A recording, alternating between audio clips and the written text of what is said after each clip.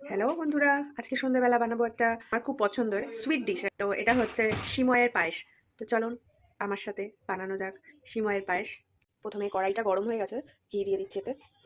এখন এই ঘিয়ের মধ্যে কাজু কিশমিশটা ফ্রাই করে নেবো। তো হয়ে গেছে ভাজা, ছেড়ে তুলে নিই। এখন এই ঘিয়ে ভাজবো সিমাই। তো এটা সরু সিমাই, এটাকে ভালো করে ঘিয়ে ভেজে নিই 2 মিনিট। সিমইটা লাল হয়ে গেছে, পুরো ভাজা ভাজা হয়ে গেছে।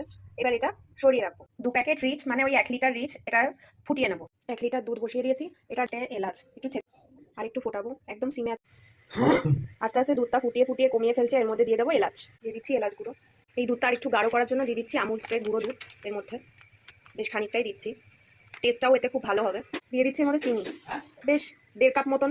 দুধটা ফুটে ফুটে হাফ হয়ে গেছে প্রায়। এখন আমি এর মধ্যে দিয়ে দিচ্ছি ভেজে রাখা সিমাইগুলো। এখন দিয়ে দিচ্ছি ভেজে রাখা কাজু আর কিশমিশটা। এই যে আমার সিমুই দারুণ সুন্দর হয়ে গেছে। এবার মেয়ে খেতে চাইছে, মেয়েকে দেবো।